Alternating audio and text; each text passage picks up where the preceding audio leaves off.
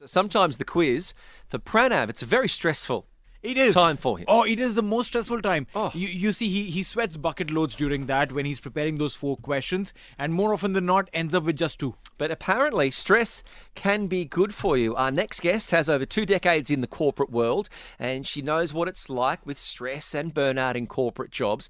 Now, as a transformational coach, she's dedicated her life to helping professionals harness stress to elevate their productivity, their financial success, and overall well-being. Vidya Venkat, thank you very much for joining us here in the studios. Thank you so much for having me here. Is stress a dirty word? Yes, it is. That's the way we've been conditioned because it's been made out as a villain, but actually it's a brilliant evolutionary tool because without stress, our ancestors would not have survived.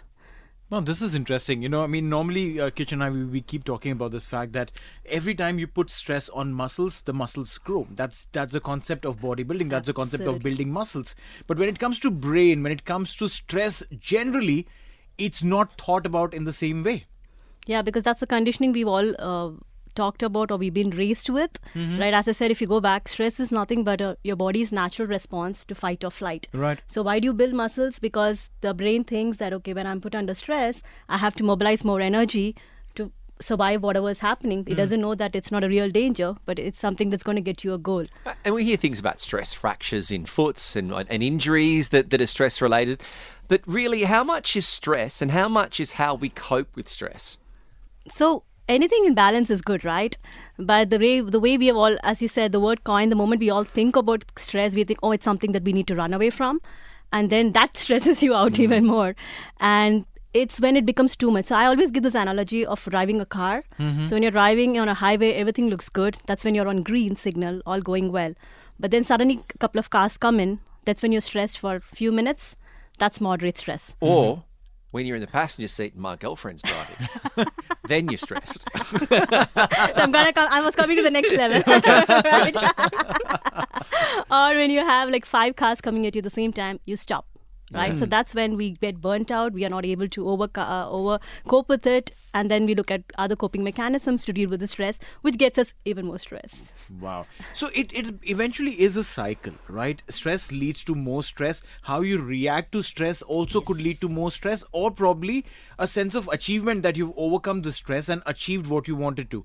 But how does one cope with all of these things? Because there are books and books written about this. There's so much to read on the internet, but eventually when you try to read that, you get more stress. Absolutely, that's the reason, right? There's so much information out there, and it's very overwhelming. So it's very simple. That, as you said, stress, I feel, it's like a brilliant motivator because that's what keeps you going in the morning, right? You stop snoozing your alarm and get up and go to work because that's a motivation for you to do something.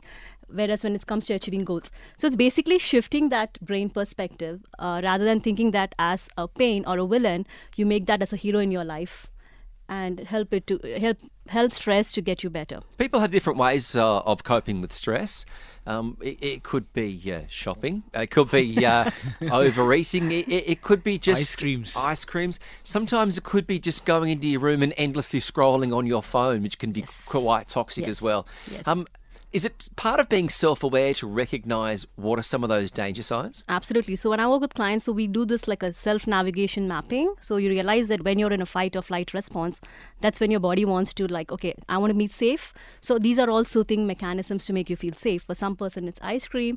For somebody, it's a device. So for somebody, it's just probably doing nothing. Yeah. Right. And then, so when we keep doing that, we don't realize it. We reach a free state of our brain when we end up not doing anything. Right. So it varies. So there's no one stop for one size fit all. For each person, it's different.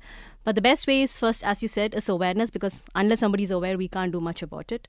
So when I do the self-navigation, they actually list out what are their strategies or action that they can do when they are in a fight or flight response. So instead of resorting to the Netflix, they can probably go for a walk or pick up a phone and speak to a friend. Right. But to identify the stressors itself is a challenge because you don't know what really stresses you out. For me, if I think that, hey, doing a task is a stressful task, it may not really be a stressful task. It's just that I'm bored of doing it over and over again.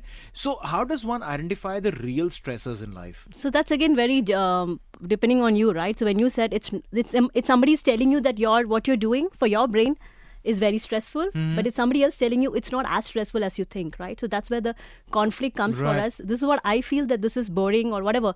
Stress, again, it could be boring, it could be monotonous, it could be something which is fear of failure is another big reason why we get stressed when we want to do something. And is it also about different traumatic experiences that we may have had Absolutely. that either we haven't, as adults, worked through them and we're still going through them, and sometimes we've got that trauma and that fear and that anxiety, and all those things tend to just build up in our heads. Yes.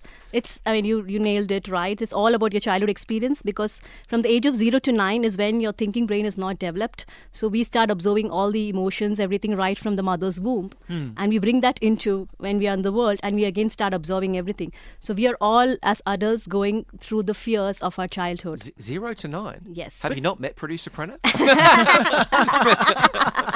Kidding. Everyone who sends messages, it's a joke. Yeah, no, but then, it's a very interesting point that you made over here.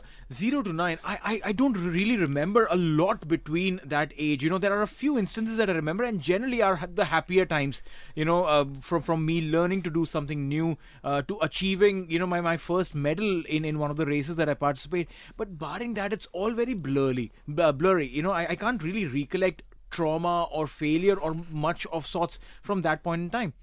How does that then shape my, stress factors or my ability to probably sense fear?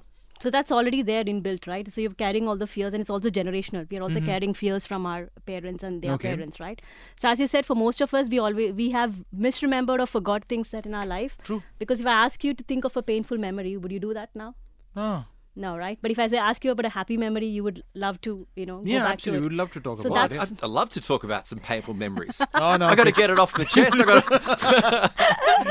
But then that would make you even more pain. Yeah, but I can tell it in a funny way. So you're rewriting it. That's That's it. actually My version of history. I was the victor.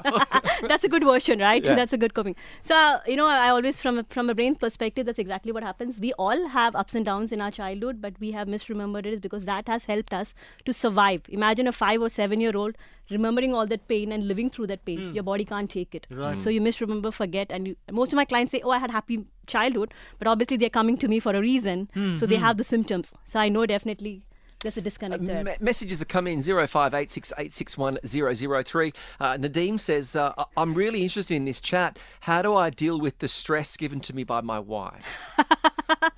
I would say, Nadeem, well, what are you talking about? Stress? Has Nadeem put his real name? Yeah. Yes, exactly. Dangerous. Very, very. You don't have to answer that. But yeah, that's okay. But on a serious note, what can people do? Do you have any other sort of books or anything people can listen to or read to maybe work on their self-awareness and their coping mechanisms? So there's a lot of books out there, but I would just say that if you just practice mindfulness for 5 minutes, and it's the hardest to.